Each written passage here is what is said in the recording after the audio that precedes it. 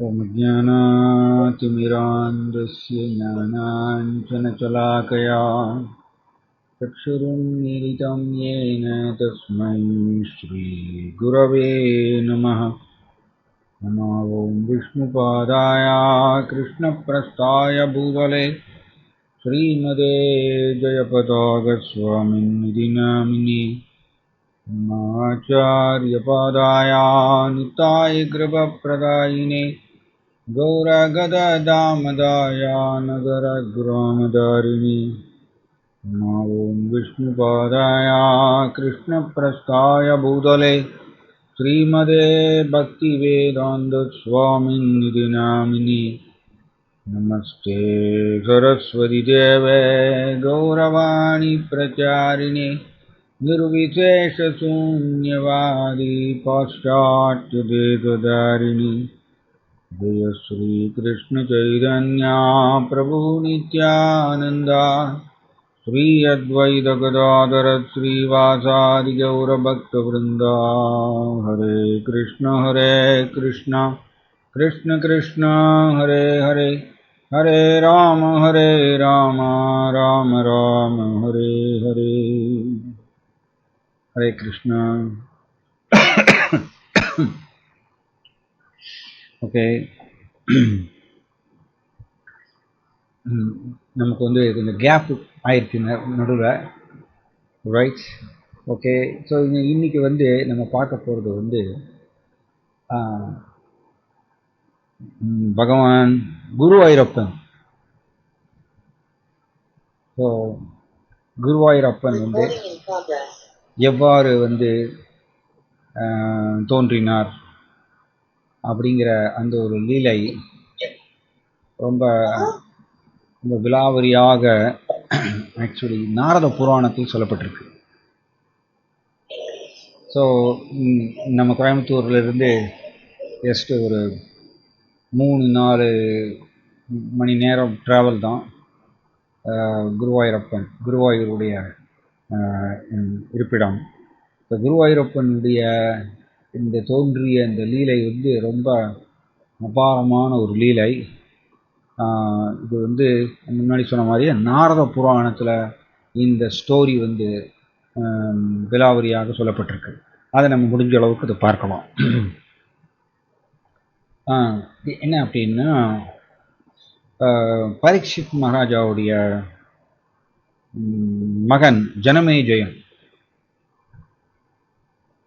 வந்து சந்தியா வந்தனத்தில் வந்து ஜனமேஜயனை பற்றி வரும். அவசர்ப சர்ப பத்ரந்தே தூரம் கச்ச மகாயச்ச ஜனமேஜயஸ்த யஜ்ஞாந்தே அஸ்தீக வச்சனம் ஸ்மரன் அப்படின்னு சொல்லி ஜனமேஜயனை பற்றி சந்தியாவதனத்தில் வரும். ஸோ இந்த ஜனமேஜயன் யார் அப்படின்னா பரீட்சித் மகாராஜாவுடைய மகன். ஸோ இந்த பரீட்சித் மகாராஜா வந்து உங்களுக்கு எல்லாருக்கும் தெரியும், ஸ்ரீமத் பாகவதத்தில் வருது. பரீட்சித் மகாராஜா வந்து தக்ஷகா, அதாவது இந்த சிருங்கிங்கிற அந்த பால யோகி அவருடைய சாபம், இந்த சாபத்தினால பரீட்சித் மகாராஜா வந்து 7 நாள் கழித்து பாம்பு கடித்து இறந்து போகணுங்கிற அந்த சாபம். பட் பரீட்சித் மகாராஜா வந்து ஸ்ரீமத் பாகவதத்தை வந்து நேரடியாக ஸ்ரீல சுகதேவ கோஸ்வாமிகிட்டிருந்து கிருஷ்ணருடைய அற்புதமான லீலைகள், கிருஷ்ணாவுடைய தெய்வீக குணாதிசயங்கள், அவருடைய கவர்ச்சிகரமான அழகு, இதை பற்றி வந்து அவர் வந்து கேட்குறார் ஸ்ரீல சுகதேவ கோஸ்வாமிகிட்டிருந்து. ஸோ பரீட்சித் மகாராஜா கிருஷ்ணருடைய புகழ் லீலைகளை வந்து அப்படி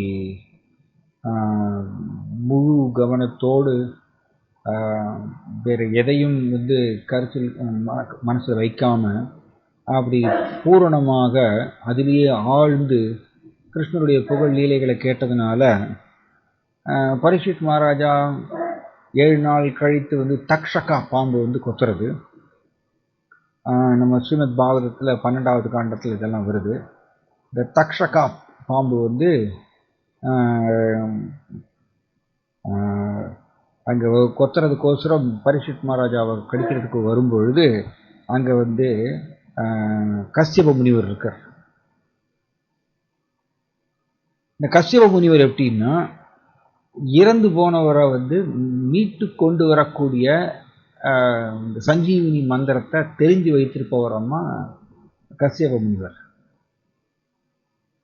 ஸோ அதனால் இங்கே தக்ஷகா பாம்பு பார்க்குறாங்க. தக்ஷகா பாம்பு வந்து ஓகே, இந்த கஷ்யப முனிவர் இங்கே இருக்கக்கூடாது. கஷ்யப முனிவர் இருந்தால் நாம் பரீட்சித் மகாராஜாவை வந்து கடித்து அவரை இறந்து போகிற மாதிரி பண்ணாலும் கூட இந்த கஷ்யப முனிவர் திரும்ப உயிர் கொடுத்துருவார். அதனால் இவரை இங்கேருந்து கிளப்பணும்னு சொல்லி தக்ஷகா பாம்பு வந்து என்ன பண்ணுறது, கஷ்யப முனிவருக்கு நிறைய ஜுவல்ஸ் வந்து கிஃப்ட்ஸை கொடுக்குறது. ஏகப்பட்ட ஜுவல்ஸ் வந்து கிஃப்ட்ஸை கொடுத்து கஷ்யப முனிவரை அங்கேருந்து கிளப்பிடுறார்.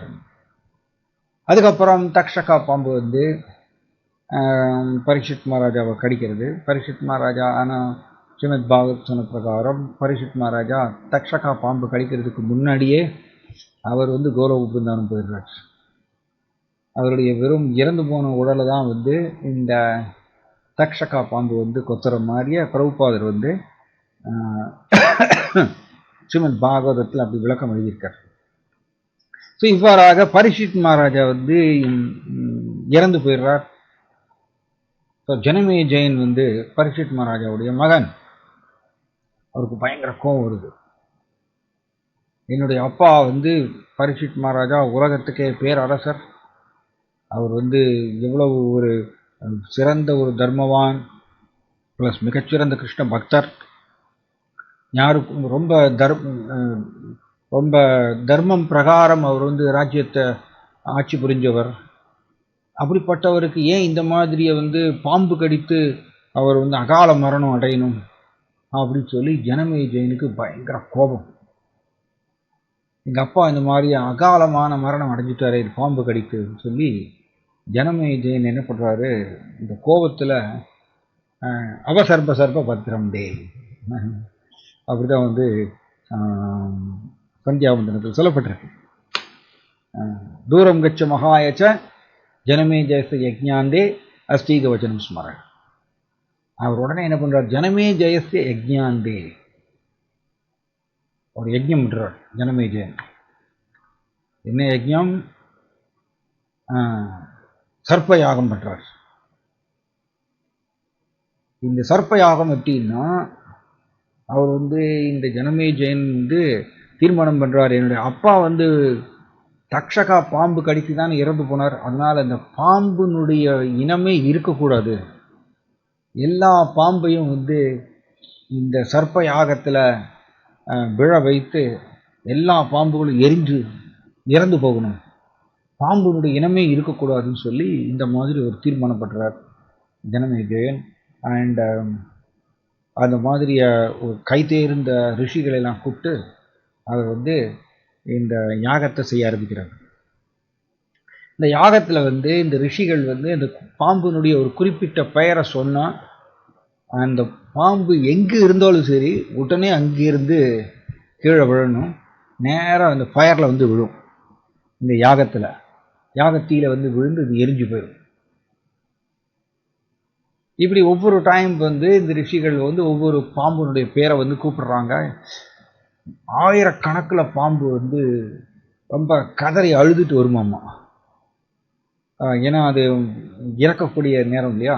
ஸோ எல்லா பாம்புகளும் அழுதுட்டு அந்தந்த உலகத்திலிருந்து அது கீழே விழறது, அந்த யாகத்தீயில விழுந்து இந்த ஆயிரக்கணக்கில் பாம்பு வந்து இறந்து போயிடுது. இப்படி ஜனமே ஜெயன் இந்த யாகம் செஞ்சுட்டு இருக்கார். கடைசியில் தக்ஷகாவுடைய பேரை கூப்பிடுறாங்க ரிஷிகள். தக்ஷகா பாம்பு வந்து பயந்துட்டு அது என்ன பண்ணுறதுன்னா, தக்ஷகா பாம்பு வந்து சொர்க்கலோகத்தில் இந்திரனுடைய சிம்மாசனம், இந்திரனுடைய சிம்மாசனத்தினுடைய அந்த சிம்மாசனத்துடைய கால், அந்த காலை வந்து தக்ஷகா பாம்பு வந்து இறுக்கி பிடிச்சிட்டு இருக்காங்க. ஏன்னா தக்ஷகா பாம்புக்கு பயம். ஏன்னா நான் தானே இந்த பரீட்சித் மகாராஜாவை கடித்து நான் சாகடித்தேன் அப்படின்னு சொல்லி என்னைய கட்டாயம் வந்து இந்த ஃபயரில் விழ வைப்பாங்கன்னு சொல்லிட்டு தக்ஷகா பாம்புக்கு நல்லாவே தெரியும். பயந்தடிச்சு அது இந்திரனுடைய சிம்மாசனத்துடைய காலை வந்து அப்படியே அணைச்சின்னு இருக்காங்க. இப்படி தக்ஷகா பாம்பு வந்து அப்படி இருக்கும்பொழுது கரெக்டாக ரிஷிகள் வந்து தக்ஷகாவோட பேரை கூப்பிடுறாங்க. ஸோ தக்ஷகா வந்து இறுக்கி பிடிச்சிட்டு இருக்கு இந்த இந்திரனுடைய சிம்மாசனத்தினுடைய காலை. தென் இவங்களுடைய ரிஷிகளுடைய மந்திரம் வந்து அவ்வளோ ஸ்ட்ராங். தென் இந்திரனுடைய சிம்மாசனமே அப்படியே அங்கிருந்து வருதாம்மா. அதில் இந்திரன் உட்காந்துட்டு இருக்கார். தக்ஷகா பாம்பும் வந்து இந்த சிம்மாசனத்தில் காலில் அப்படி சுற்றின்னு இருக்கு. ஸோ இந்திரன் பார்க்குறார், வாட் இஸ் திஸ், இது வந்து நமக்கே டேஞ்சர் ஆகுதுன்னு சொல்லிட்டு இந்திரன் ஜம்ப் பண்ணி வெளியில் வர்றாரு. அப்படி தக்ஷகா பாம்பு வந்து சிம்மாசனத்தோடு அங்கிருந்து கீழே விழறது, ஃபயரை நோக்கி வந்துட்டு இருக்கு. அந்த டைமில் இந்த யாகத்தில் இருக்கக்கூடிய ஒரு ரிஷி, இந்த ஒரு ரிஷி வந்து ஆஸ்திகா ரிஷின்னு பேர். இந்த யாகத்தில் இருக்கக்கூடிய இந்த ஆஸ்திகா ரிஷி வந்து அவர் கெஸ்ட்டாக வந்திருக்கார். அவர் உடனே என்ன பண்ணுறாரு, தன்னுடைய மந்திர சக்தியினால தக்ஷகா பாம்பை வந்து அங்கே கீழே விழாமல் அப்படி தடுக்கிறாராம்மா. ஜனமேஜயனுக்கு புரியல, இது ஏன் தக்ஷகா பாம்பு வரமாட்டேங்குது, தக்ஷகா பாம்பு தானே வந்து இறந்து போகணும்னு சொல்லி இப்போ இந்த சர்ப யாகத்தை செய்கிறார் ஜனமேஜயன், தக்ஷகா பாம்பு ஏன் வரமாட்டேங்குதுன்னு சொல்லிட்டு இருக்கும்பொழுது அப்போ இந்த ஆஸ்திகா ரிஷி வந்து ஜனமேஜயன்ட்ட வந்து ஒரு வேண்டுகோள் வைக்கிறார். இவர் ஆஸ்திகா ரிஷி வந்து இங்கே அதிதியாக வந்திருக்கார் இந்த யாகத்தில். ஸோ ஆஸ்திகா ரிஷி என்ன கேட்குறாருன்னா, இந்த தக்ஷகா பாம்பை வந்து விட்டுருங்க, பாவம், ஏன் இதை நீங்கள் இப்படி கொள்றீங்க, இதோடு நீங்கள் இந்த சர்ப யாகத்தை நீங்கள் நிறுத்தணும், ஏகப்பட்ட ஆயிரக்கணக்கில் பாம்புகள் இறந்து போயிடுச்சு, இந்த யாகத்தை நீங்கள் நிறுத்தணும்னு சொல்லி இந்த ஆஸ்திகா ரிஷி வந்து வேண்டிக்கிறார் ஜனமேஜயன்ட்ட. ஸோ ஜனமேஜயனால் வேறு வழி இல்லாமல், ஆக்சுவலி அவருக்கு வந்து எங்கள் அப்பா வந்து பாம்பு கடித்து தான் இறந்து போனார், எல்லா பாம்புகளும் இறந்து போகணும்னு சொல்லி அவர் வந்து அதே குறிக்கோளோடு யாகம் பண்ணிட்டு இருக்கார். இப்போ நடுவில் இந்த ஆஸ்திகா ரிஷி இந்த மாதிரி சொல்கிறாரு, யாகத்தை நிறுத்துங்க, இந்த தக்ஷகா பாம்பை விட்டுருங்க அப்படின்னு. கடைசியில் வேதவியாசர் வந்து சொல்கிறாராம்மா. வேதவியாசர் வந்து இந்த சர்ப்ப யாகத்தை நிறுத்தணும், போரும், இதனால் ஏகப்பட்ட அப்பாவியான பாம்புகள்லாம் இறந்து போகிறதுன்னு சொல்லி வேதவியாசர் வந்து இவருக்கு ஆணையிட்ட உடனே ஃபைனலி ஜனமேஜயன் வந்து சர்ப்பயாகத்தை நிறுத்துறார். சர்ப்பயாகத்தை நிறுத்துறார். தக்ஷகா பாம்பு வந்து பாதுகாக்கப்படுறது, இறந்து போகாமல் அது பாதுகாக்கப்படுறது. ஸோ இந்த சர்ப்பயாகத்தை நிறுத்தின உடனே ஜனமேஜயன் வந்து இந்த யாகத்தில் மந்திரங்கள் எல்லாம் ஓதின அந்த ரிஷிகளுக்கெல்லாம் நிறைய தான தர்மங்கள்லாம் பண்ணுறாரு. ஃபைனலி இந்த சர்ப்பயாகம் நிறுத்தப்படுறது. ஆனால் என்ன ஒரு பாயிண்ட்னா, இந்த ஜனமேஜயன் வந்து இந்த யாகத்தை சர்ப்ப யாகத்தை செஞ்சதுனால ஆயிரக்கணக்கில் பாம்புகள் வந்து இறந்து போனதுனால, அப்பாவியான பாம்புகள்லாம் இறந்து போனதுனால அந்த பாம்புகளுடைய மனைவி குழந்தைகள் எல்லாமே வந்து உங்க வேதனையில் துடிக்கிறாங்களாம். அந்த பாம்பினுடைய மனைவிகள் அந்த குழந்தைகளை வந்து எல்லாருமே வந்து ஜனமேஜயன் மேலே சாபம் கொடுக்குறாங்க. ஸோ இவங்கெல்லாம் வந்து வாடுறாங்க, தன்னுடைய ஹஸ்பண்ட் இல்லாமல் இந்த மனைவி பாம்புகள்லாம் வந்து வாடுறது. ஸோ அவங்க எல்லோரும் சேர்ந்து இந்த ஜனமேஜயனுக்கு சாபம் கொடுத்ததுனால ஜனமேஜயன் வந்து நாரத புராணத்தில் இந்த கதை வருது. ஜனமேஜயன் வந்து இந்த சாபத்தை பெறுகின்றார், அந்த கர்ம வினையை பெறுறார். என்ன அப்படின்னா, ஜனமேஜயனுக்கு வந்து கரெக்டாக வெட்டிங் டே அன்னைக்கு அவருக்கு வந்து பயங்கரமான மோசமான குஷ்டம் வருதாம், குஷ்டரோகம். ஸோ உடம்பு முழுவதும் குஷ்டரோகம். ஸோ இது வந்து வெரி இம்பார்ட்டண்ட்டாக நாம் வந்து பாவச் செயலை செய்யும் பொழுது அதனுடைய கர்ம வினை வந்து ரொம்ப ஹெவி, வெரி ஹெவி. நாம் ஆக்சுவலி நம்மளுடைய கர்ம வினையெல்லாம் எரிஞ்சு போகணும் அப்படின்னா நாம் வந்து பிரம்மா வந்து பிரம்ம சம்ஹிதையில் பாடுற மாதிரியே கர்மாணி நிர்தஹதி கிந்து ச பக்தி பாஜம், பக்தி. ஸோ தூய பக்தியை வந்து நம்ம தீவிரமாக ப்ராக்டிஸ் பண்ணணும். எப்பொழுதுமே சிரவணம் கீர்த்தனம் ஸ்மரணம், இந்த தூய பக்தியை தீவிரமாக எப்பொழுதுமே நம்ம ப்ராக்டிஸ் பண்ணணும். அப்போ தான் வந்து நம்மளுடைய கர்மாணி நிர்தஹதி கிந்துஜ பக்தி பாஜம், நம்மளுடைய கர்ம வினையெல்லாம் வந்து எரிஞ்சு போயிடுமாமோ பக்தியினுடைய பலத்தினால அப்படிங்கிறது பிரம்மா பாடுறார். நம்ம அந்த அளவுக்கு தீவிர பக்தி வந்து ப்ராக்டிஸ் பண்ணணும். ஏன்னா நாம் கோடிக்கணக்கான ஜென்மமாக எத்தனையோ பாவ செயல்கள் செஞ்சுருக்கோம். அந்த பாவ வினைகள்லாம் வந்து அனுபவிக்காத பாவ வினைகள் நம்மளுடைய சஞ்சித கர்மான்னு சொல்லுவோம். அந்த சஞ்சித கர்மாவில் வந்து அதெல்லாம் ஸ்டோர் ஆகிருக்கு. அது உரிய வேலையில் நம்மளுக்கு கர்ம வினையாக தண்டனையாக நம்மளுக்கு வரும்.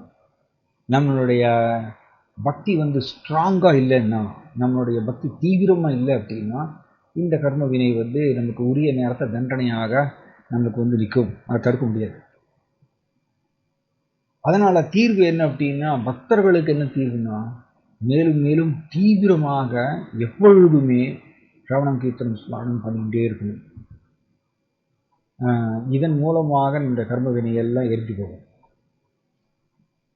ஸோ இது ஜனமே ஜெயன் கூட இந்த லா ஆஃப் நேச்சர், இந்த கர்ம வினைங்கிறது ரொம்ப ஸ்ட்ராங், வெரி ஹெவி. நம்ம அதை ஈஸியாக நம்ம தாண்டிட்டோம் அப்படிலாம் நினைக்க வேண்டாம். ஏன்னா நம்மளுடைய பக்தி வந்து அவ்வளவு தீவிரமாக இன்னும் அமையவில்லை. நம்மளோட இது வந்து எப்படி இருக்கணும்? ஏன்னா சுண்வந்தி காயந்தி குணந்தி அபீக்ஷ்ணசக, அபீக்ஷ்ணசக அபீக்ஷ்ணசக அப்படின்னா இடைவிடாமல் எப்பொழுதுமே கிருஷ்ணனுடைய நாமத்தை சொல்லணும், கிருஷ்ணனுடைய நினைவிலேயே இருக்கணும். இது எப்பொழுதுமே பண்ணணுமாம். அப்படிதான் குந்தி தேவி சொல்றாங்க. அவ்வளவு தேவையா இருக்கு. ஏன்னா நம்மளுடைய ஏன் இது வந்து அபீக்ஷ்ணசக அப்படிங்கிற வார்த்தையை ஏன் பயன்படுத்தியிருக்காங்க குந்தி தேவி? இது இம்பார்ட்டன்ட் ஆக்சுவலி. இடைவிடாமல் கிருஷ்ணருடைய நாமத்தை ஜபம் பண்ணணும், கிருஷ்ணரை நினைக்கணும், கிருஷ்ணரை பற்றி கேட்கணும் அப்படிங்கிறத அவங்க சொல்கிறாங்க.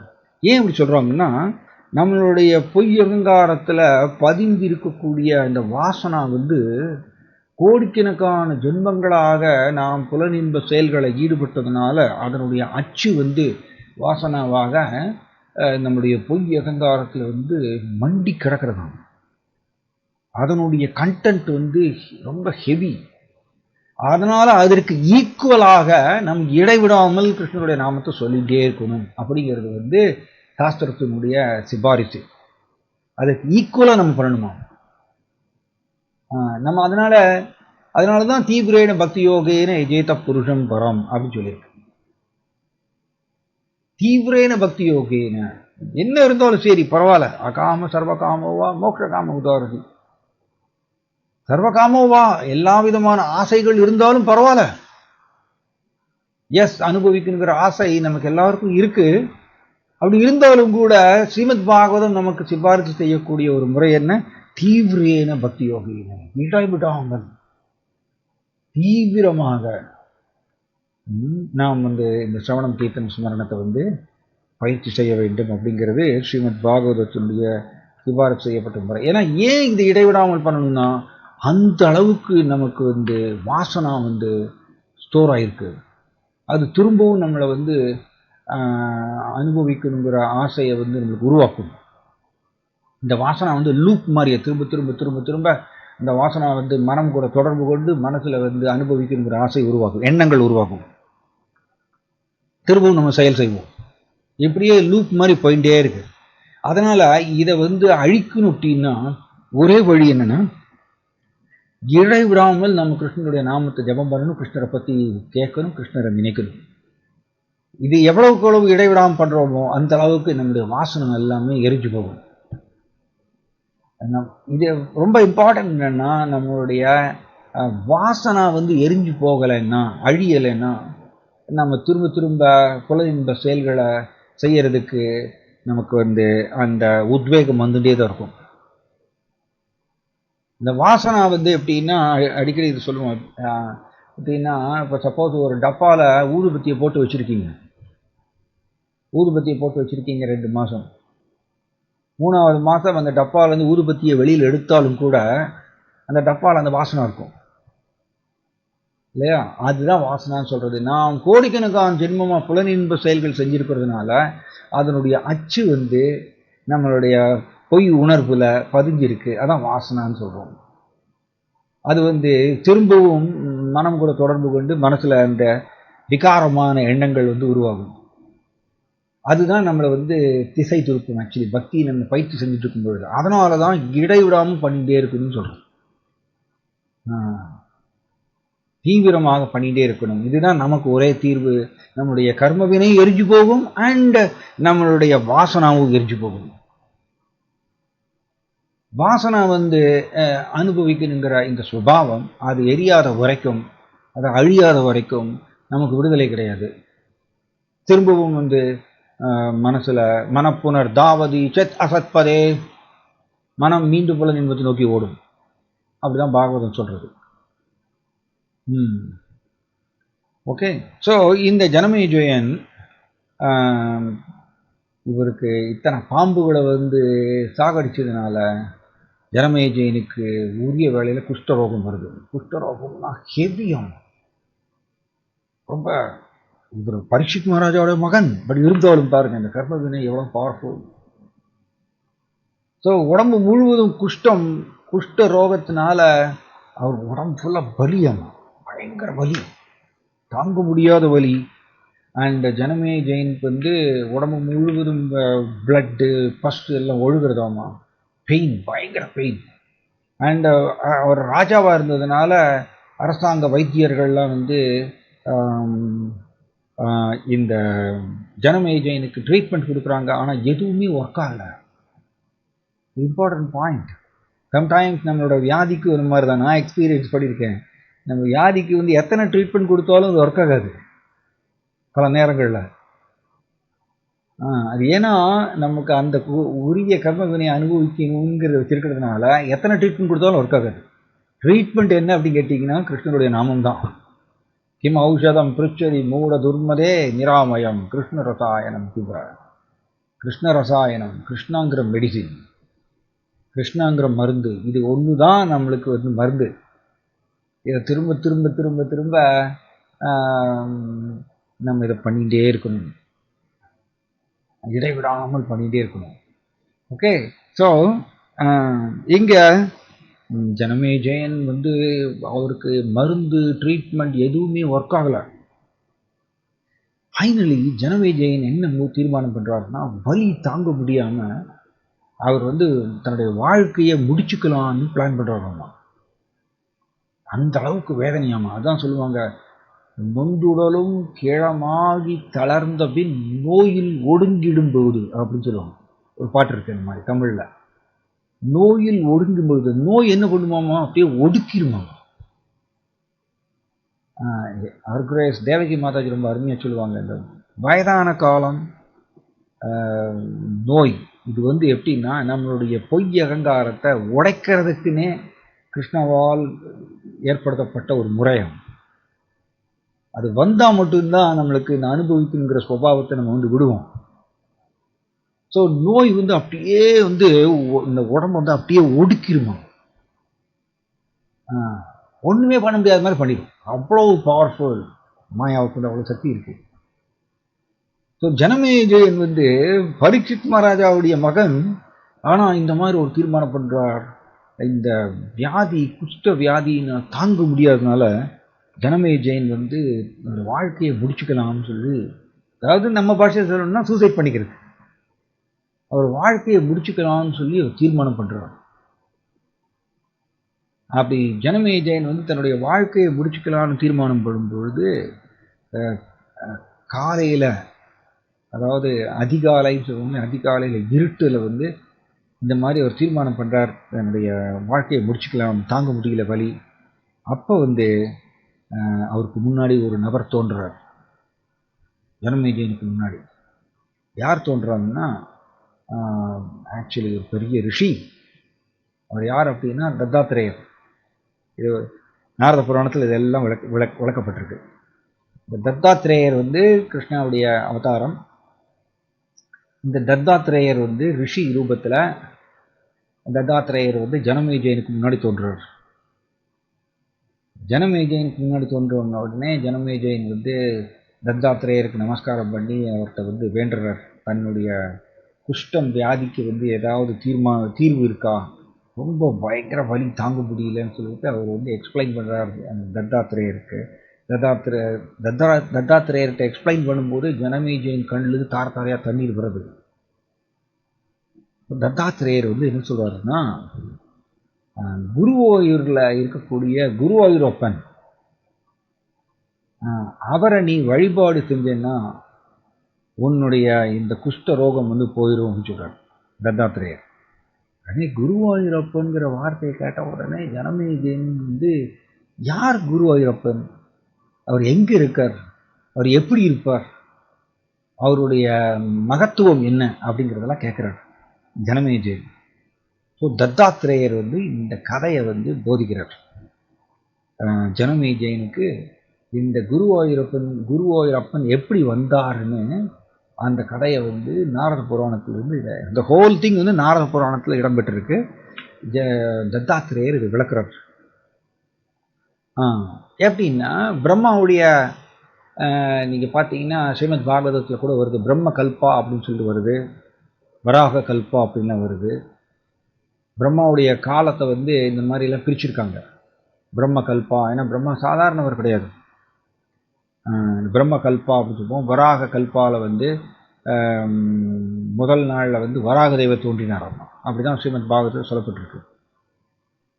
ஸோ இந்த பிரம்ம கல்பா சமயத்தில்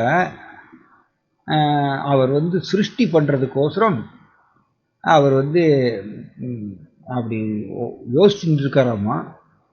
ஆனால் சிருஷ்டி பண்ணுறதுக்கு உண்டான அந்த அறிவு வந்து அவருக்கு வரலையாமா ஒரு குறிப்பிட்ட சமயத்தில் இந்த பிரம்மாவுக்கு.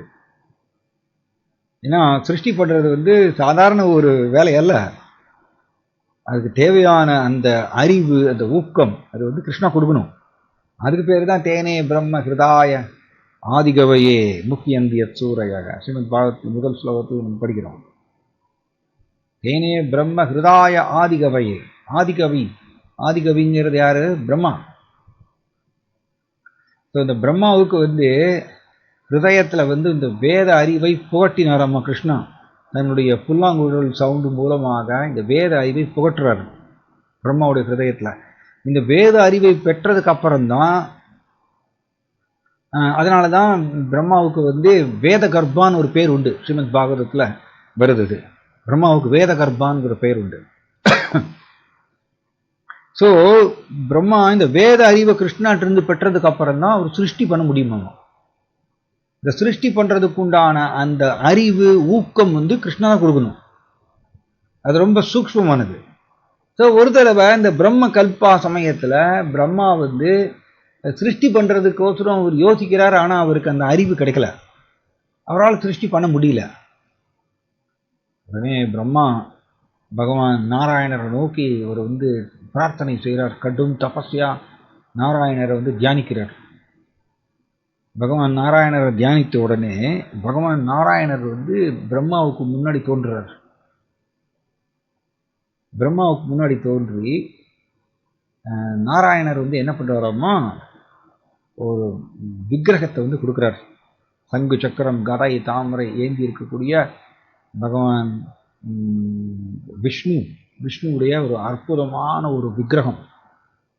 இந்த விக்கிரகத்தை வந்து பகவான் நாராயணர் வந்து பிரம்மா கையில் கொடுக்குறார்.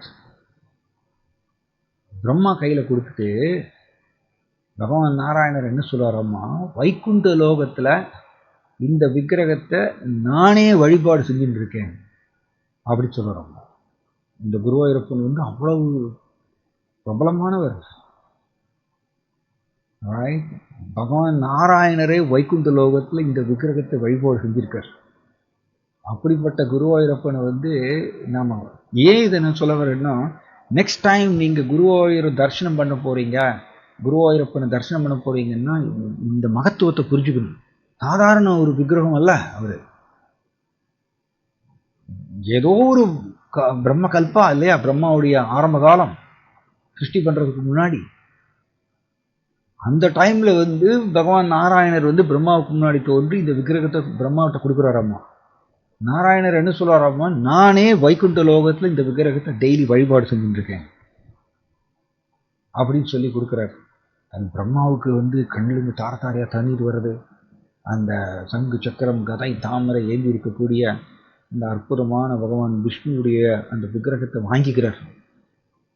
நாராயணர் வந்து என்ன சொல்கிறாராமா, இந்த விக்கிரகத்தை வந்து நீ வந்து முழு ஸ்ரத்தையோடு நம்பிக்கையோடு பக்தியோடு இந்த விக்கிரகத்தை நீ வழிபாடு செய், இந்த விக்கிரகத்தை நீ வழிபாடு செய், உனக்கு தேவையான சிருஷ்டி பண்ணக்கூடிய அறிவு வந்து இந்த விக்கிரகத்திலிருந்து உனக்கு கிடைக்கும் அப்படின்னு நாராயணர் வந்து பிரம்மாவுக்கு ஆணையிடுறார். ஸோ பிரம்மா இந்த பகவான் விஷ்ணுவுடைய இந்த அற்புதமான விக்கிரகத்தை வந்து பிரம்மா வந்து தன்னுடைய லோகம் பிரம்ம லோகத்தில் வைத்து வழிபாடு செய்கிறார் முழு ஸ்ரத்தையோடு பக்தியோடு. அதனால தான் வெரி இம்பார்ட்டண்ட் நாம் வந்து மன்மனா பவமத் பக்தோ மத்யாஜி மத்யாஜி அப்படின்னு சொல்கிறார்ல கிருஷ்ணா பகவத்கீதையில்.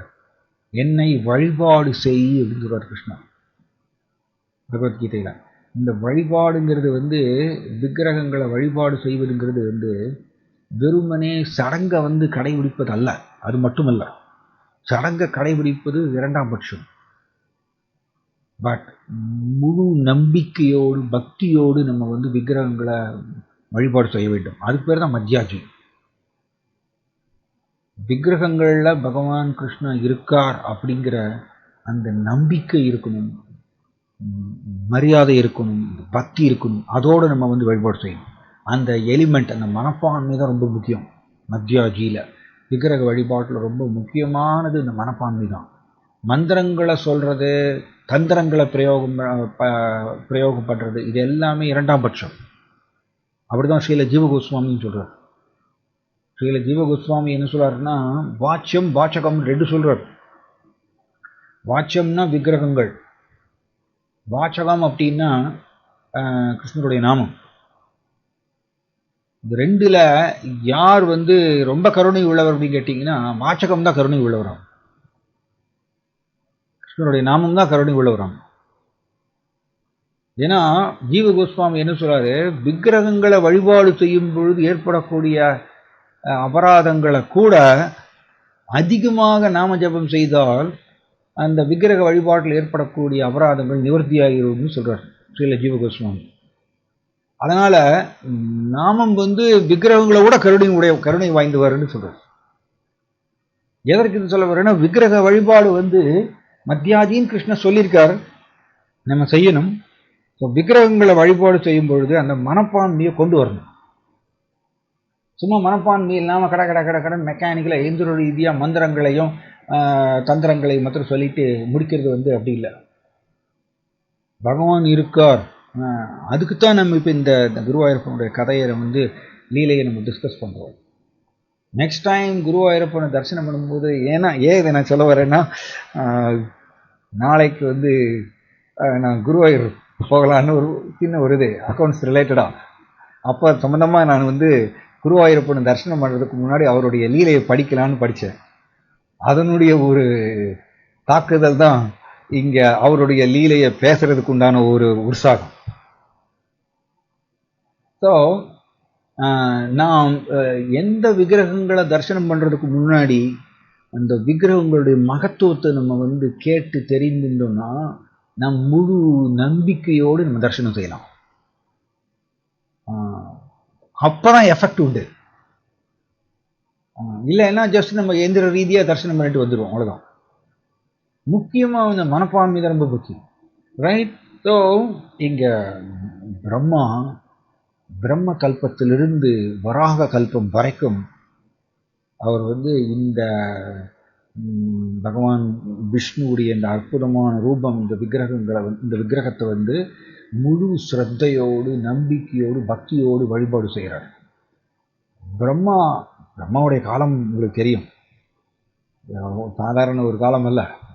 அவ்வளவு காலம் பிரம்ம கல்பத்திலிருந்து வராக கல்பம் வரைக்கும் வழிபாடு செஞ்சிருக்காரு இந்த விக்கிரகத்தை, இந்த குருவாயூரப்பனை. அப்படி வழிபாடு செஞ்சதுனால விக்கிரகத்திலிருந்து பிரம்மாவுக்கு இந்த தேவையான அறிவு கிடைக்கிறதாமோ, சிருஷ்டி பண்றதுக்குண்டான அறிவு கிடைக்கிறதாமோ. அதன் மூலமாக பிரம்மா விசர்கான்னு சொல்றோம் இல்லையா, விசர்கான்னு சொல்ற இந்த இரண்டாம் தரமான சிருஷ்டி அதை ரொம்ப செவ்வனை செஞ்சு பிடிக்கிறாராமா பிரம்மா. இந்த குருவாயூரப்பனை வழிபாடு செஞ்சு அவருடைய கருணையினால அந்த போதிய அறிவை பெற்று சிருஷ்டியை செஞ்சு பிடிக்கிறாராம். இப்படி பிரம்மா வராக கல்பம் வரைக்கும் இந்த விக்கிரகத்தை வைத்து வழிபாடு செய்கிறார் குருவாயூரப்பன். பிற்காலத்தில் இது ஒரு பெரிய கதை. இது பிருஷ்ணி சுதபா 2 பேர் இருந்தாங்க. சுதபா ராஜா, சுதபா ராஜா அண்ட் பிருஷ்ணி ராணி. இந்த சுதபா ஒரு அற்புதமான ஒரு தர்மவான், வர்ணாசிரமம் பிரகாரம் ஆட்சி புரிகிறார். குடிமக்களுக்கு எந்த பிரச்சனையும் இல்லை. நாட்டில் மழை பெய்யறது, குடிமக்களுக்கு தேவையான எல்லா வசதிகளும் இருக்காமா சுதபாவுக்கு. சுதபா ராஜா ராஜ்யம் செய்கிறார். ஸோ நாட்டில் எல்லா மக்களும் சந்தோஷமா இருக்காங்க, எந்த ஒரு பிரச்சனையும் இல்லையாமா இந்த சுதபாவுடைய ராஜ்யத்தில். ஆனால் இந்த பிருஷ்ணி சுதபாவுக்கு ஒரு குறை என்ன அப்படின்னா, குழந்தை இல்லை அவங்களுக்கு. குழந்தை இல்லாததுனால பிருஷ்ணியின் சுதபா கடும் தபஸ்யா பிரம்மாவை நோக்கி செய்கிறாங்க. பிரம்மாவை நோக்கி கடும் தபஸ்யா செய்யும் பொழுது பிரம்மா பிருஷ்ணி சுதபாவுக்கு முன்னாடி தோன்றுறாராம். பிருஷ்ணி சுதபாவுக்கு முன்னாடி தோன்றி பிரம்மா பிருஷ்ணி சுதபாவிட்ட தான் வழிபாடு செய்த இந்த பகவான் விஷ்ணுடைய இந்த ரூபம், இந்த விக்கிரகம், அந்த விக்கிரகத்தை பிருஷ்ணி சுதபா கையில் ஒப்படைக்கிறாராமா. நான் பிரம்மா சொல்றாராமா, இந்த விக்கிரகத்தை பகவான் நாராயணரே வைகுண்டத்தில் வழிபாடு செய்தவர். ப்ளஸ் நான் இத்தனை வருடங்களாக, கோடிக்கணக்கான வருடங்களாக பிரம்மா இந்த விக்கிரகத்தை வழிபாடு செஞ்சிருக்கார் அப்படின்னு சொல்லி பிரம்மா இந்த விக்கிரகத்தை பிருஷ்ணியின் சுதபாட்ட ஒப்படைக்கிறாங்க. நான் சொல்லிட்டு என்ன சொல்றாராமா, பிருஷ்ணியின் சுதபாவை பார்த்து இந்த விக்கிரகத்தை நீங்க முழு நம்பிக்கையோடு ஸ்ரத்தையோடு நீங்க வழிபாடு செய்யுங்க, உங்களுடைய எல்லா விதமான குறைகளும் பூர்த்தியாகும் அப்படின்னு சொல்றாங்க. பிருஷ்ணியின் சுதபா இந்த குருவாயூரப்பன் இந்த விக்கிரகத்தை அவங்க ரொம்ப ஸ்ரத்தையோடு முழு பக்தியோடு நம்பிக்கையோடு அவங்க வழிபாடு செய்கிறாங்க. உரிய வேளையில பகவான் விஷ்ணு பகவான் நாராயணர் பிருஷ்ணி சுதபாவுக்கு முன்னாடி தோன்றுறாங்க. தங்கு சக்கரம் கதை தாமரையோட நம்ம அது கிருஷ்ண புக்கில் படிக்கிறோம். பிருஷ்ணி சுதபாவுக்கு முன்னாடி பகவான் நாராயணர் சங்கு சக்கரம் கதை தாமரையோட தோன்றியிருக்காரம்மா. எதனால? பிருஷ்ணியின் சுதபா இந்த குருவாயூரப்பன் விக்கிரகத்தை முழு ஸ்ரத்தையோடு வழிபாடு செஞ்சதுனால. இப்போ மத்தியாஜி எவ்வளவு இம்பார்ட்டன்ட் பாருங்க. மத்தியாஜி விக்கிரகங்களை வழிபாடு செய்வது எவ்வளவு இம்பார்ட்டன்ட். ஸோ பகவான் நாராயணர் பிருஷ்ணியின் சுதபாவுக்கு முன்னாடி தோன்றி உனக்கு என்ன வேணும்னு கேட்குறாங்களோ. எப்படி சொல்லப்பட்டிருக்குன்னா நாரத புராணத்தில் பிருஷ்ணியின் சுதபா பகவான் நாராயணரை பார்த்த உடனே அந்த ஆனந்தத்தில் எல்லாத்தையுமே மறந்து போயிட்டாங்களாமா. எதுவும் கேட்கணுங்கிறது அவங்க தோணலையாமா. தென் பகவான் நாராயணர் அவர் இவர்களை பயன்படுத்த வேண்டும், தன்னுடைய லீலைக்கு இவர்களை பயன்படுத்தணுங்கிறதுனால அவர்களுக்கு ஞாபகத்தை கொடுக்குறாராமா. அதான் வெரி இம்பார்ட்டன்ட். இது மற்ற ஸ்மிருதி ஞானம் அபோகனம் சேன்னு படிக்கிறோமே. நம்ம கிருஷ்ணன்ட்டு தான் அந்த ஞாபக சக்தி வர்றது. நாம் எல்லாருமே ஜட உலக வாழ்க்கையை நடத்திட்டு இருக்கோம்னா ஞாபக சக்தி கிருஷ்ணன்ட்டு வந்தால் மட்டும்தான் நம்மளால வாழ்க்கையை நடத்த முடியும். ஞாபக சக்தி இல்லைன்னா ஒன்றுமே பண்ண முடியாது. அது நம்மளுக்கு தெரியல, ஜஸ்ட் நம்மளுக்கு தானாக நடக்கிறது நினச்சிட்டு இருக்கோம், கிடையாது. ஸோ பகவான் நாராயணர் வந்து இங்க பிருத்வியின் சுதபாவுக்கு ஞாபகப்படுத்துறாராமா, தன்னுடைய லீலைக்கு இவர்களை கருவியாக பயன்படுத்துறார். அப்போ அவர்களுக்கு ஞாபகம் வர்றது, பகவான் நாராயணர்கிட்ட அவங்க கேட்குறாங்க, எனக்கு குழந்தை வேணும் அப்படின்னு 3 தடவை கேட்குறாங்க. குழந்தை வேணும், எனக்கு குழந்தை வேணும், எனக்கு குழந்தை வேணும்னு 3 தடவை அவங்க வந்து பகவான் நாராயணர்கிட்ட கேட்குறாங்க. கேட்டதுனால பகவான் நாராயணர் வந்து இவர்களுடைய பக்தியில வந்து ரொம்ப திருப்தி அடைந்து அவர் சொல்றாராமா, 3 தடவை நாராயணரும் வந்து ஆன்சர் பண்றாராமா, நானே உங்களுக்கு மகனாக தோன்றுவேன், நானே உங்களுக்கு மகனாக தோன்றுவேன், நானே உங்களுக்கு மகனாக தோன்றுவேன் 3 தடவை சொல்றாராமா. அண்ட் நாராயணர் வந்து சொல்றாராமா, உங்களுடைய பக்தி வந்து அவ்வளவு சிறந்தது, அதுல நான் திருப்தி அடைந்ததுனால நானே உங்களுக்கு மகனாக தோன்றுவேன்னு சொல்றார். இது வந்து பகவானுடைய பாருங்க விசேஷமான ஒரு கருணை. நாம் வந்து பக்தியோட அவரை நம்ம வழிபாடு செய்தால் கிருஷ்ணா வந்து அவர் என்ன வேணா செய்வார். விக்ரணீதே ஸ்வமாத்மானம் பக்தேபியோ பக்தவத்சலாக துளசீதல மாத்திரேன ஜலசிய துலுகேனவா. கௌடமீய தந்திராலிருந்து ஸ்ரீல அத்வைத ஆச்சாரியர் மேற்கோள் கொடுக்கிறார். துளசீதல மாத்திரேன ஜலசிய துலுகேனவா. ஜலசியன என்னது? ஜலசியன கங்கா, கங்கை நீர். துலுக்கேனவானா வெறும் கை, பாத்திரம் கூட தேவையில்லையாம். துலுக்கேனவா கையில வந்து கங்கை நீர் எடுத்துக்கொண்டு துளசி தல மாத்திரேன வெறும் துளசி இலை பிளஸ் கங்கை நீர் இது ரெண்டையும் கையில ஏந்திண்டு யார் ஒருத்தர் வந்து பகவானுக்கு வந்து அபிஷேகம் செய்கிறாங்களோ, பகவானுக்கு கொடுக்குறாங்களோ அன்போட பக்தியோட, விக்ரணீதே ஸ்வமாத்மானம், கிருஷ்ணா தன்னையவே சேல்ஸ் பண்ணிட்டு வரோம். விக்ரணீதே அப்படின்னா அதை சேல்ஸ் பண்றது, தன்னையவே கொடுத்துட்டு வரோம். ஏன்னா பக்தேபியோ பக்தவத்சலாக, பகவான் கிருஷ்ணா வந்து பக்தர்களுக்கு ரொம்ப பிரியமானவர். பக்தவத்சலா, பக்தர்களுக்கு ரொம்ப பிரியமானவர். இந்த கிருஷ்ணாவுடைய விசேஷமான ஒரு தெய்வீக குணம் இது. நாம் பக்தியோட அன்போட அவரை நம்ம வழிபாடு செய்தோம்னா கிருஷ்ணா நம்ம கூட பரிமாற்றம் செய்வார். அதுல வந்து எந்த ஒரு சந்தேகமும் கிடையாது. ஆனால் நாம் வழிபாடு செய்யறதுல வந்து அந்த ஒரு தீவிரம், அந்த மனதார நம்ம வழிபாடு செய்வதுங்கிறது வந்து அது நம்ம கொண்டு வராததுனால, நம்முடைய மனப்பான்மைக்குள்ள அதை கொண்டு வராததுனால நம்ம கூட வந்து பரிமாற்றம் வந்து கிருஷ்ணா செய்வதுங்கிறது லேட் ஆகிறது, தள்ளி போறது.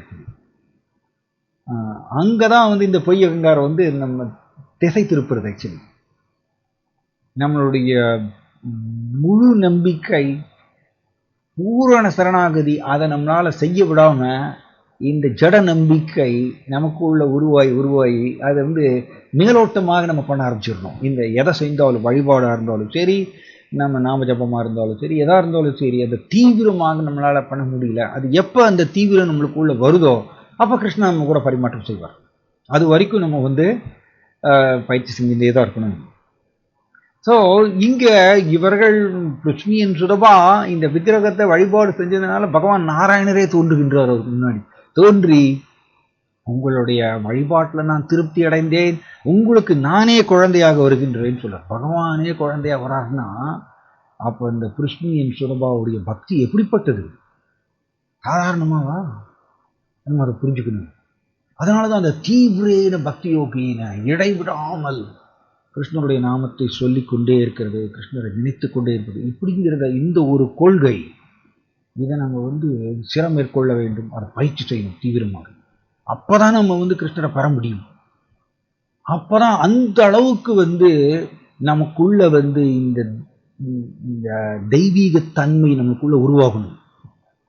நம்ம இடைவிடாமல் கிருஷ்ணனுடைய நாமத்தை நம்ம சொல்ல சொல்ல சொல்ல சொல்ல என்ன ஆகுறதுன்னா, ஆக்சுவலி ஆதி புராணத்தில் வருது ஒரு ஸ்லோகம். ஆதி புராணத்தில் கிருஷ்ணன் வந்து அர்ஜுனர்கிட்ட சொல்றாரு, யார் ஒருத்தர் வந்து சாப்பிடும் பொழுது, தூங்கும் பொழுது, நடக்கும் பொழுது, உட்காரும் பொழுது, பேசும்பொழுது எல்லா நேரத்திலையும் கிருஷ்ணனுடைய நாமத்தை சொல்லிகிட்டே இருக்காரோ அவர் வந்து கிருஷ்ணா வந்து அர்ஜுனருக்கு சொல்றாரு, அவர் வந்து கூடிய விரைவில் உணர்வாராமா, நாமமும் கிருஷ்ணரும் ஒன்றுன்னு சொல்லிட்டு உணர்வு வரணும். அந்த தீவிரம் தேவையா இருக்கு. இது இடைவிடாமல் நம்ம இந்த மாதிரி சொல்லிகிட்டே இருந்தோம்னா என்ன ஆகும்னா, நம்மளுடைய உணர்வுல கிருஷ்ணா ஊறி போயிடுவார். நம்மளுடைய பொய்யகங்காரெல்லாம் கலைஞ்சிடும். நம்மளுடைய ஜட ரீதியான அந்த வாசனை சொல்றோம் இல்லையா, அனுபவிக்கணுங்கிற அந்த ஸ்வபாவம், இது எல்லாம் கரைஞ்சு போயிடும், அழிஞ்சிரும். அண்ட் கிருஷ்ணா அவருடைய நாமம் ஊறி போயிடும். அதுதான் கிருஷ்ணா உணர்வுன்னு சொல்றாங்க. அதற்கு இடைவிடாமல் பயிற்சிங்கிறது தேவையா இருக்கு. அப்பதான் அது நடக்கும். ரீப்ளேஸ் பண்ணணும். நம்ம அடிக்கடி இந்த உதாரணத்தை நான் சொல்வேன். எப்படின்னா, இரும்பு ராடை ஃபயர் கூடவே 1000 டிகிரி செல்சியஸ் நிரம்பிய ஃபயர், அந்த ஃபயர் கூடவே ஒட்டியே இருந்ததுன்னா அந்த அயன் ராட், அந்த இரும்பு கம்பி ஃபயராகவே மாறிடும். ஆனா அந்த ஃபயர்ல இருந்து அந்த இரும்பு கம்பி எடுத்து வெளியில போட்டுட்டோம்னா கொஞ்ச நேரத்துல அந்த ஃபயரா மாறி இருக்கக்கூடிய அந்த அந்த இரும்பு கம்பி கொஞ்சம் கொஞ்சமா குளிர ஆரம்பிச்சு இரும்புத்தன்மை வர ஆரம்பிச்சிடும். அதேதான் நாமும் இடைவிடாமல் கிருஷ்ணனுடைய நாமத்தை சொல்லிகிட்டே இருக்கணுங்கிறது பண்ணிகிட்டே இருந்தோம்னா கிருஷ்ண உணர்வு நமக்குள்ளே மேலோங்கும். நமக்குள்ள இருக்கக்கூடிய பொய்யகங்காரெல்லாம் கலைஞ்சு போயிடும். ஆனா நாம சொல்றதை நிறுத்தினோம்னு வச்சுக்கோங்க, மீண்டும் இந்த இரும்புத்தன்மை நமக்குள்ள உருவாகும். இந்த இரும்புத்தன்மைங்கிறது என்னது? ஜட ரீதியான குணங்கள் அல்லது ரஜசன் தமசுடைய தாக்குதல் நமக்குள்ள அதிகரிக்கும். நம்ம சொல்றதை நிறுத்தினால். அதனாலதான் பிரபுபாதரும் சொல்லிட்டே இருக்காரு, இடைவிடாமல் சொல்லணும் அப்படின்னு. இதுக்கு பேர் தான் தீவிரேன பக்தி யோகி. இது நம்ம பண்ணணும். Okay right. ஸோ இந்த பிருச்னியன் சுதபாவுக்கு பகவான் நாராயணர் வாக்கு கொடுக்கிறார். உங்களுக்கு 3 தடவை நான் உங்களுக்கு மகனாக நான் தோன்றுவேன்னு வாக்கு கொடுக்கிறார். பகவான் நாராயணர் பகவான் மகனாக வரப்போறாருன்னா எவ்வளவு பெரிய விஷயம் இது. அந்த பிருச்னியன் சுதபா எவ்வளவு பாக்கியசாலிகள். அவங்களோட பக்தி எப்படிப்பட்டது, அவங்களோட பக்தி எப்படிப்பட்டது நம்ம அதை புரிஞ்சுக்கணும். ஸோ கொஞ்சம் மியூட் போட்டுக்கோங்க. ஸோ அங்கே இப்படி பகவான் நாராயணர் தரிசனம் பண்ணி இது பண்ணதுக்கப்புறம் 9 மாசத்துல பிருஷ்ணி ஒரு மகனை பெறுகின்றார். அவர் தான் பிருஷ்ணி கர்ப்பா. பிருஷ்ணி கர்ப்பா அப்படின்னு சொல்றார். அவர் பேர் பிருஷ்ணி கர்ப்பா, பிருஷ்ணியுடைய மகன். ஸோ இந்த பிருஷ்ணி கர்ப்பா ஆக்சுவலி அவர் என்னத்தை போதித்தார் அப்படின்னா, பிருஷ்ணி கர்ப்பா பிரம்மச்சரியத்தை போதித்தார். ரொம்ப ஸ்ட்ராங்கா பிரம்மச்சரியத்தை போதித்தார் பிருஷ்ணி கர்ப்பா. தென் இந்த எகைன் ஆயிரக்கணக்கான வருஷங்களுக்கு அப்புறம் இந்த பிருஷ்ணியன் சுதபா திரும்பவும் கஸ்யப முனிவர் அதிதியாக தோன்றுறாங்க. கஸ்யப முனிவர் அதிதியாக தோன்றினாலும் உரிய வேளையில அந்த சேம் குருவாயூரப்பன் அந்த விக்கிரகம், பகவான் விஷ்ணுவுடைய விக்கிரகம் திரும்பவும் இவர் கையில சேருதாங்க. கஸ்யப முனிவர் அதிதி இந்த விக்கிரகத்தை வழிபாடு செய்யறாங்க திரும்பவும். எவ்வளவு பிரமாதமான இந்த விக்கிரகம். கஸ்யப முனிவர் அதிதி வழிபாடு செய்யறாங்கன்னா சாதாரண விஷயமா? அவங்க வழிபாடு செய்யறாங்க இந்த பகவான் விஷ்ணுவுடைய இந்த விக்கிரகத்தை. ரொம்ப சிரத்தையோடு வழிபாடு செஞ்ச உடனே உரிய வேளையில அவங்களுக்கு பகவான் வாமனமூர்த்தி இவங்களுக்கு மகனாக தோன்றுகின்றார். அப்ப இந்த இம்பார்ட்டன்ட் பாயிண்ட் என்ன அப்படின்னா, இவர்கள் இந்த கஸ்யப முனிவராக அதிதியா இருந்தாலும் சரி, பிருச்னி சுதபாவா இருந்தாலும் சரி, இந்த விக்கிரகத்தை பகவான் விஷ்ணுவுடைய இந்த அற்புதமான இந்த விக்கிரகத்தை முழு சிரத்தையோடு வழிபாடு செஞ்சதுனாலதான் பகவானே அவர்களுக்கு மகனாக தோன்றுகின்றார். அதான் இம்பார்ட்டன்ட். ஸோ இந்த கஸ்யப முனிவர் அதிதி இந்த விக்கிரகத்தை வழிபாடு செஞ்சதுனால அவருக்கு வாமன தேவர் மகனாக தோன்றுகின்றார், பகவான் கிருஷ்ணனுடைய அவதாரம். தென் எகெயின் ஆயிரக்கணக்கான வருடங்களுக்கு அப்புறம் இந்த கஸ்யப முனிவர் அதிதி தேவகி வசுதேவராக அவதரிக்கிறாங்க. தேவகி வசுதேவராக. அப்ப தேவகி வசுதேவராக அவதரிக்கும் பொழுது பாண்டவர்களுடைய குலகுரு மாறிய, பாண்டவர்களுடைய குலகுரு தான் தௌமிய ரிஷின்னு சொல்லுவோம். தௌமிய ரிஷி பெரிய ரிஷி. நீங்க வந்து ஸ்ரீல சுகதேவ கோஸ்வாமி வந்து ஸ்ரீமத் பாகவதத்தை வந்து பரீட்சித் மகாராஜாவுக்கு போதிக்கும் பொழுது தௌமிய ரிஷி இருந்தார். மிக பழமையான ரிஷி. இந்த தௌமிய ரிஷி வந்து தேவகி வசுதேவருக்கு திரும்பவும் இந்த பகவான் விஷ்ணுவுடைய விக்கிரகத்தை கொடுக்குறாரு வழிபாடு செய்யறதுக்கு. திரும்பவும் உங்களுக்கு கிடைக்கிறது 3வது ஜென்மத்திலையும். ஸோ தேவகி வசுதேவர் வந்து இந்த குருவாயூரப்பன் விக்கிரகத்தை வழிபாடு செய்கிறாங்க. பல வருடங்கள் வழிபாடு செய்கிறாங்களாம்மா. அப்படி தேவகி வசுதேவர் வந்து இந்த விக்கிரகத்தை வழிபாடு செஞ்சதுனால பகவான் கிருஷ்ணரே அவர்களுக்கு மகனாக தோன்றுகின்றார். அவ்வளோ பவர்ஃபுல் இந்த விக்கிரகம். தென் தேவகி வசுதேவர் வந்து இந்த விக்கிரகத்தை வழிபாடு செஞ்சுட்டே இருக்காங்க. தென் கிருஷ்ண வழிபாடு செய்கிறாராம். துவாரகால துவாபர யுகத்தில் கிருஷ்ணரே இந்த விக்கிரகத்தை வந்து பூஜை இதில் வைத்து வழிபாடு செய்கிறாராம். அப்படி கிருஷ்ணா வந்து துவாரகாவுடைய ராஜா கிருஷ்ணா அவர் வழிபாடு செய்கிறார் இந்த விக்கிரகத்தை. அவ்வளவு சாதாரண விக்கிரகம் இல்லை இந்த குருவாயூரப்பன். ஸோ பெரிய கதை. இது நாரத புராணத்தில் வரக்கூடிய மிகப்பெரிய கதை. நான் சுருக்கமாக சொல்கிறேன். ஸோ கிருஷ்ணா இந்த விக்கிரகத்தை வழிபாடு செஞ்சுட்டே இருக்கார் பல வருடங்கள். தென் கடைசியில் வந்து துவாரகா வந்து கடலுக்குள்ள மூழ்கி போகக்கூடிய நேரம் வருது. அந்த நேரம் வரும் பொழுது கிருஷ்ணா என்ன பண்ணுறாராமா, உத்தவரை கூப்பிடுறாராம். உத்தவரை கூப்பிட்டு இந்த துவாரகா வந்து கூடிய ஒரு குறுகிய நாட்களில் வந்து இந்த கடல் துவாரகாவுடைய கடல் பொங்கி இந்த துவாரகா முழுவதும் வந்து இந்த கடலுக்குள்ளே போயிடும். அப்போ இந்த எது வம்சம் வந்து அழிந்து போயிட போகிறது அப்படின்னு கிருஷ்ணா இந்த செய்தியை வந்து உத்தவருக்கு சொல்கிறார். உத்தவர் வந்து கிருஷ்ணனுடைய பாத கமலங்களை பிடிச்சிட்டு அழகாரமா, நீங்கள் இப்படி உங்களுடைய லீலைகளை முடித்துக்கொண்டு நீங்கள் போயிட்டீங்கன்னா நாங்களாம் எப்படி வந்து உங்களுடைய பிரிவில் நாங்கள் எப்படி வாழ முடியும்னு சொல்லி உத்தவரை வந்து கதறி அழகாரம்மா கிருஷ்ணருடைய பாத கமலங்களை பிடித்து.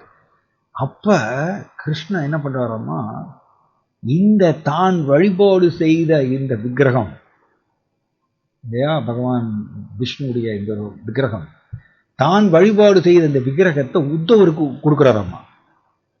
உத்தவர் கையில் கொடுத்து அவர் என்ன சொல்றாராம்மா, நான் என்னுடைய லீலைகளை முடித்து கொண்டு போன உடனே என்னுடைய முழு தெய்வீக சக்திகளையும் இந்த விக்கிரகத்தில் நான் இன்வெஸ்ட் பண்ணியிருக்கேன். ஸோ நானும் இந்த விக்கிரகமும் ஒன்று அப்படின்னு சொல்றாராம்மா கிருஷ்ணா. அவர்தான் குருவாயூரப்பன். நானும் இந்த விக்கிரகமும் ஒன்று, வேற அல்ல. நான் என்னுடைய லீலைகளை முடித்து கொண்டு போகும்பொழுது நான் ஸ்வயம் கிருஷ்ணாவே வந்து இந்த விக்கிரகத்தில் வந்து உட்காந்துக்கிறாராம். அதனால உத்தவா, நீ இந்த விக்கிரகத்தை வந்து துவாரகாவுக்கு சமமான ஒரு தெய்வீக ஸ்தலம் அதை கண்டுபிடித்து அங்க வந்து நீ பிரதிஷ்டை பண்ணணும் இந்த விக்கிரகத்தை. ஏன்னா அது துவாபர யுகத்தில் முடியக்கூடிய நேரம் அது.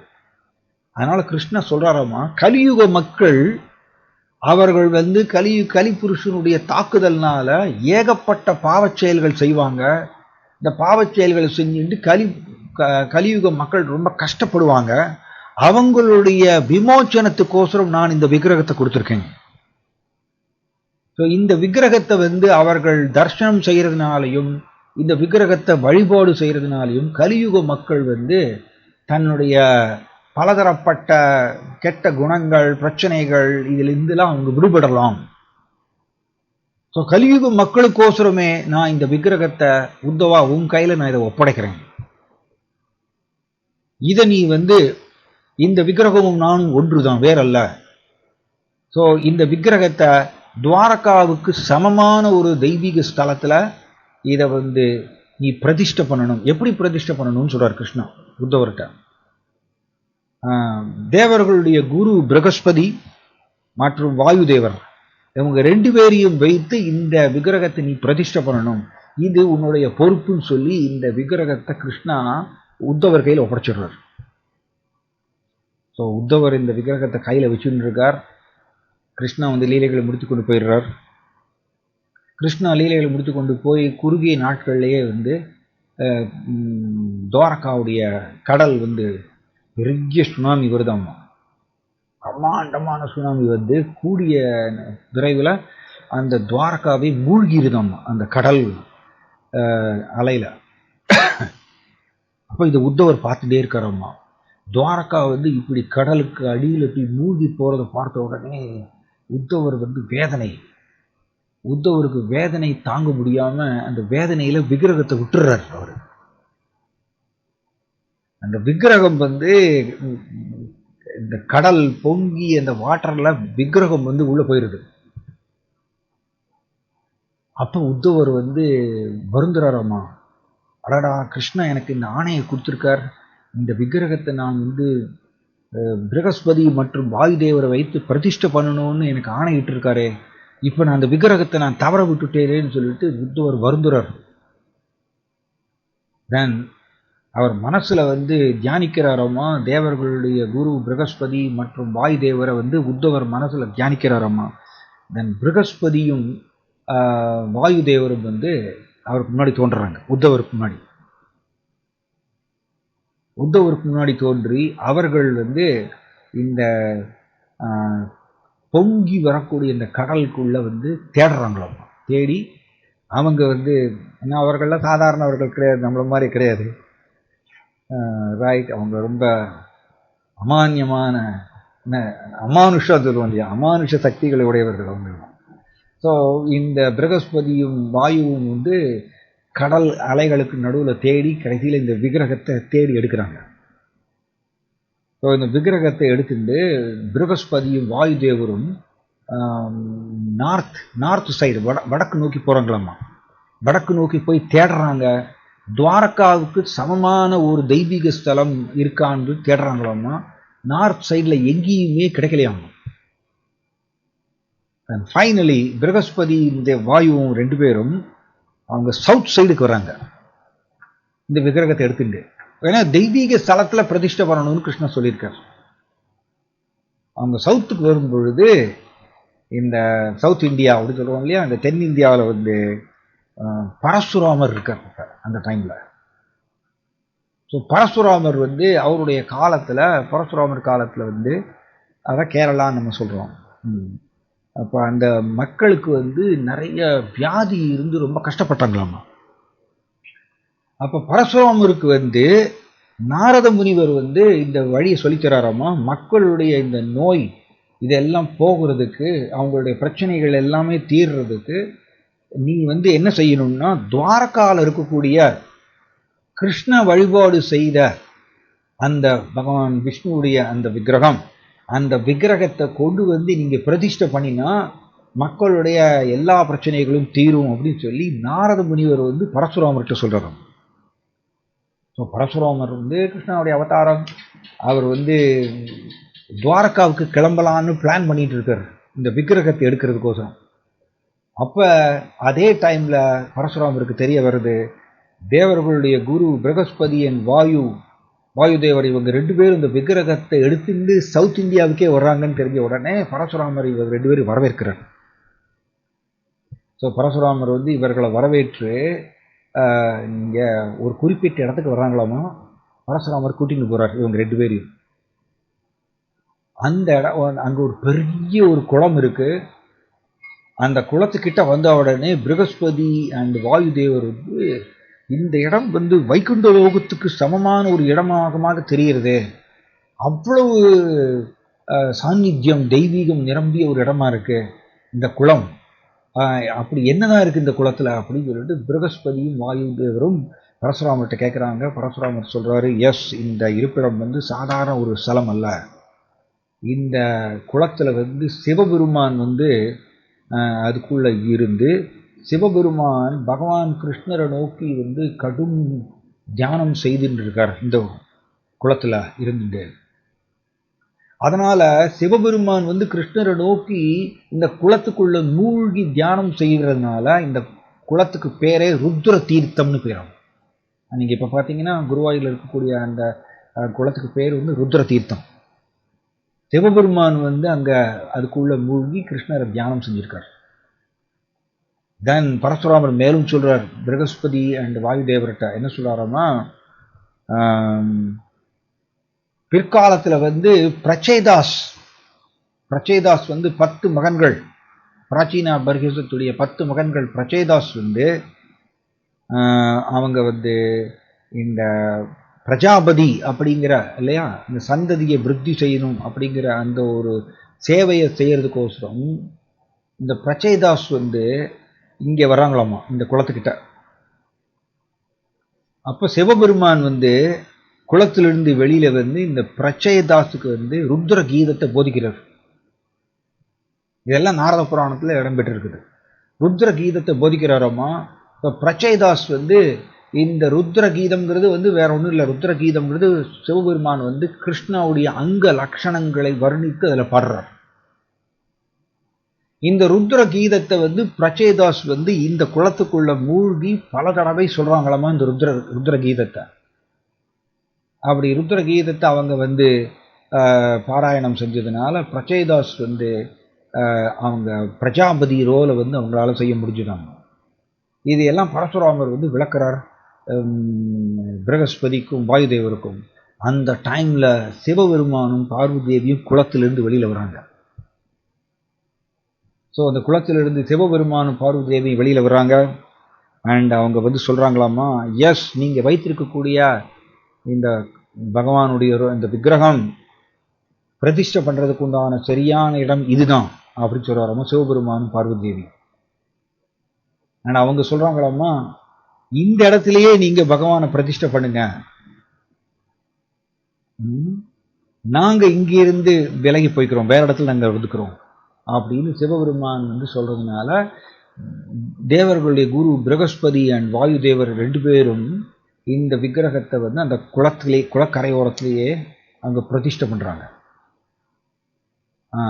அது சிவபெருமானுடைய மேற்பார்வையின் கீழே இந்த பிராண பிரதிஷ்டை வந்து நடக்கிறதாங்க. ஸோ அதனால குரு அண்ட் வாயு, தேவர்களுடைய குரு பிரகஸ்பதி, குரு அண்ட் வாயு 2 பேரும் சேர்ந்து இந்த விக்கிரகத்தை பிரதிஷ்டை பண்ணதுனால இது வந்து குருவாயூர் பூர் அப்படின்னு வந்துதான். பூர்னா இருப்பிடம், குருவாயூர் பூர் அப்படின்னு சொல்லி இந்த இடத்துக்கு பேர் வந்துதாங்க. ஸோ சிவபெருமானுடைய மேற்பார்வையின் கீழே இவர்கள் வந்து இந்த பகவான் நாராயணருடைய இந்த விக்கிரகத்தை வந்து பிரதிஷ்டை பண்றாங்க. இப்படியாக இந்த குருவாயூர் அப்பன் அப்படின்னு சொல்லிட்டு தமிழ்ல நம்ம அந்த மாதிரி சொல்லுவோம். அவர்கள் வந்து இங்கேதான் அப்படி பிரதிஷ்டை ஆயிருக்காரு. இந்த கதையை வந்து தத்தாத்திரேயர் வந்து ஜனமேஜயனுக்கு சொல்றார். நாரத புராணத்துல இது வருது இந்த உரையாடல். ஸோ ஜனமேஜயன் இப்ப குஷ்ட ரோகத்துல ரொம்ப கஷ்டப்படுறார். தென் தத்தாத்திரேயர் என்ன பண்றாராமா, ஜனமேஜயனை வந்து நீ குருவாயூருக்கு போ, அங்க இருக்கக்கூடிய பகவான் நாராயணரை வந்து நீ வந்து சிரத்தையோடு முழு நம்பிக்கையோடு பக்தியோடு அவரை வழிபாடு செய், உன்னுடைய இந்த குஷ்ட ரோகம் எல்லாம் போயிரும் சொல்லி தத்தாத்திரேயர் வந்து கைட் பண்றாராமா. நான் தத்தாத்திரேயர் கூடவே இருக்காராமா. ஜனமேஜயன் வந்து அஸ்தனாபுரத்துல தானே அவர் ராஜாவா இருந்தார், அங்கே இருந்து அவர் இந்த குருவாயூருக்கு வராராமா. 4 மாதம் குருவாயூர்ல தங்கி அவர் வந்து துறவி மாதிரியே இருக்காராமா ஜனமேஜயன். இந்த அரசு போக ஐஸ்வர்யங்கள் எல்லாம் விட்டுட்டு துறவி மாதிரிய சாதாரண எளிமையான ஒரு ட்ரெஸ் போட்டுட்டு அவர் வந்து பழங்களும் கிழங்களையும் வந்து சாப்பிட்டு அவர் வந்து 4 மாதம் இந்த குருவாயூரப்பனை வந்து வழிபாடு செய்கிறாராமா. கிருஷ்ணாவுடைய நாமத்தை ஜபம் செய்து இந்த ஜனமேஜயன் அங்கேயே வந்து தங்கி வழிபாடு செய்கிறாராமா. அந்த தத்தாத்திரேயர் கூடவே இருக்கார். இப்படி இருக்கும் பொழுது ஜனமேஜயன் அவருடைய நைட்டு தூங்கிட்டு இருக்கும் பொழுது பகவானுடைய தாமரை கைகள் வந்து அவர் மேலே பட்டு உடம்பு முழுவதும் ஒரு தடவை கொடுக்கிறாராம் பகவான் குருவாயூரப்பன். ஜனமேஜயன் வந்து தன்னுடைய தீராத இந்த குஷ்ட ரோகத்திலிருந்து விடுபடுறாராம். விடுபட்டு அவர் வந்து குருவாயூரப்பனுக்கு வந்து நன்றி தெரிவிக்கிறார் ஜனமேஜயன். அண்ட் இப்படியாக இந்த ஜனமேஜயன் வந்து தன்னுடைய சாபத்திலிருந்து விடுபடுறாராமா குருவாயூரப்பன் வழிபாடு செஞ்சதுனால. ஸோ இந்த கதையை வந்து தத்தாத்திரேயர் வந்து சொல்றார் ஜனமேஜயனுக்கு. இது நாரத புராணத்தில் இடம்பெற்றிருக்கு. ஸோ அதனால இந்த குருவாயூரப்பன் இந்த விக்கிரகம் வந்து சாதாரண ஒரு விக்கிரகம் அல்ல. அவர் வந்து பகவான் நாராயணரை வழிபாடு செஞ்சிருக்கார், பிரம்மா வழிபாடு செஞ்சிருக்கார், கிருஷ்ணீஸ்வரபா வழிபாடு செஞ்சிருக்கார், கசியப முனிவர் அதிதீதி வழிபாடு செஞ்சிருக்காங்க, தேவகி வசுதேவர் வழிபாடு செஞ்சிருக்காங்க, கிருஷ்ண வழிபாடு செஞ்சிருக்கார். தென் உத்தவர் வந்து இந்த விக்கிரகத்தை கையில் வாங்கியிருக்கார். தென் ஃபைனலி பிரகஸ்பதி அண்ட் வாயுதேவர் வந்து பிரதிஷ்டை பண்ணியிருக்காங்க சிவபெருமானுடைய ஆணை பிரகாரம். அதனால சாதாரண ஒரு விக்கிரகம் அல்ல, அவரை தரிசனம் பண்றதே வந்து பாக்கியம். அந்த விக்கிரகத்தை நம்ம சிம்பிளி தரிசனம் பண்ணாலே நம்ம பாக்கியம். ஸோ நம்ம தரிசனம் நெக்ஸ்ட் டைம் குருவாயூரப்பனை தரிசனம் பண்ணும்பொழுது இந்த லீலைகளை நம்ம ஞாபகம் வச்சுக்கணும். நமக்கு அந்த பாக்கியம் கிடைச்சிருக்கு, இப்படிப்பட்ட கிருஷ்ணாவே வழிபாடு செய்த விக்கிரகத்தை நாம் வந்து தரிசனம் பண்ணுறதுக்கு நமக்கு பாக்கியம் கிடைச்சிருக்கு அப்படின்னு சொல்லிட்டு நம்ம அந்த மரியாதையோடு பக்தியோடு நம்ம வந்து தரிசனம் செய்யும் பொழுது நமக்கு ஜட ரீதியான பிரச்சனைகள் போக்குறதுக்கோசரம் நம்ம குருவாயூரப்பனை வழிபாட வேண்டிய அவசியம் இல்லை. நாம் குருவாயூரப்பனை தரிசனம் பண்ணும்போது எப்படி பார்க்கணும்னா, கிருஷ்ணரே வழிபாடு செய்த இந்த விக்கிரகம் அவ்வளவு சாநித்தியம் நிரம்பிய இந்த பகவான், அவரை பார்க்கக்கூடிய ஒரு வாய்ப்பு எனக்கு கிடைச்சிருக்கேன்னு சொல்லி நம்ம வந்து குதூகலம் அடையணும். அப்படிதான் நம்மளுடைய மூடு இருக்கணும். நம்மளுடைய ஜலப்பிரச்சனைகள் தீரணுங்கிற நோக்கத்தோடு நம்ம குருவாயூரப்பனை வழிபாடு செய்யக்கூடாது. ரைட். ஸோ இது திடீர்னு எனக்கு இந்த குருவாயூரப்பன் வந்து ஏகப்பட்ட லீலைகள் செஞ்சிருக்கார், ரொம்ப பிரமாதமான லீலைகள். அவர் வந்து பூந்தானம் கூட செஞ்சிருக்கார், நாராயண பட்டத்திரி கூட செஞ்சிருக்கார், அண்ட் நிறைய பக்தர்கள், ஏகப்பட்ட பக்தர்கள் கூட குருவாயூரப்பன் நிறைய லீலைகள் செஞ்சிருக்கார். ஸோ கிருஷ்ணா அவர் வந்து லீலா புருஷோத்தமா பலதரப்பட்ட லீலைகள் செய்வதில் வந்து கிருஷ்ணா வந்து ரொம்ப எக்ஸ்பர்ட். அதில் குருவாயூரப்பனும் வந்து அதில் கைதேர்ந்தவர் லீலை செய்கிறதுல. ஸோ நான் இப்படி முடிச்சுக்கிறேன். நான் இங்கே யாருக்காவது ஏதாவது சந்தேகம் இருந்தால் கேட்கலாம். ஹரே கிருஷ்ணா பிரபு. ஹரே கிருஷ்ணா. சாக்ஷாத் குருவாயூரப்பன் கிருஷ்ணரை வழிபட்டிருக்கார். ஆனா குருவாயூரப்பன் 2-handed ஃபார்மா இல்ல 4-handed ஃபார்மா பிரபு? இல்ல 4-handed ஃபார்ம் தான். குருவாயூரப்பன் வந்து ஆக்சுவலி 4-handed ஃபார்ம் தான். காலையில வந்து அந்த நிர்மாலய தர்சனம் சொல்லுவாங்க, அதுக்கப்புறம் வந்து வாகச்சாத்துன்னு சொல்லுவாங்க. வாகச்சாத்துலாம் செய்யும்பொழுது ஒரு 5 மணிக்கு அந்த டைம்லாம் வந்து ஆயில், ஒரு ஸ்பெஷல் ஆயில் வைத்து குருவாயூரப்பனுக்கு அபிஷேகம் செய்வாங்க. அப்போ வந்து நம்ம ஒரு ரொம்ப குறுகிய க்ரௌடு மட்டும் தான் பார்க்க முடியும். நான் பார்த்துருக்கேன். அப்போ 4-handed 4 கைகளோட ரூபம் தான் வரும். ஆனால் அவங்க டெக்கரேஷன் அலங்காரம் வந்து கிருஷ்ணர் மாதிரி அலங்காரம் பண்ணுறாங்க. ஆனால் அவருடைய மூல ரூபம் வந்து அந்த 4 கைகளுடைய ரூபம் தான். அதுக்கப்புறம் ருக்மணி தேவிக்கும் இதே மாதிரி ஒரு விக்கிரகம் கிருஷ்ணா கொடுப்பாரு. அவங்கதான் உடுப்பி அதே மாதிரி ஆத்துல கடல் அடிக்கிட்டு வர்றது, பத்ராச்சரிய இருக்கையில கிடைக்கிறது. Yes yes yes correct correct correct. அப்ப அதே துவாரகையில இன்னொரு லீலை நடந்திருக்கு. எஸ் எஸ் எஸ் இன்னொரு லீலை நடந்திருக்கு. Okay right. ஹரே கிருஷ்ணா. நம்ம இங்க முடிச்சுக்கலாம். Yes yes Madan. Why does Narayana or Krishna worship himself in deity form? It's a good question. இது ஏன் அப்படின்னா, நாரத புராணத்தில் எப்படி சொல்லியிருக்குன்னா, கிருஷ்ணாவே ஏன் வந்து இந்த விக்கிரகத்தை வழிபாடு செய்கிறோம்? கிருஷ்ணாவோ முழு முதற் கடவுள், அவர் எதுக்கு இந்த விக்கிரகத்தை வழிபாடு செய்யணும்?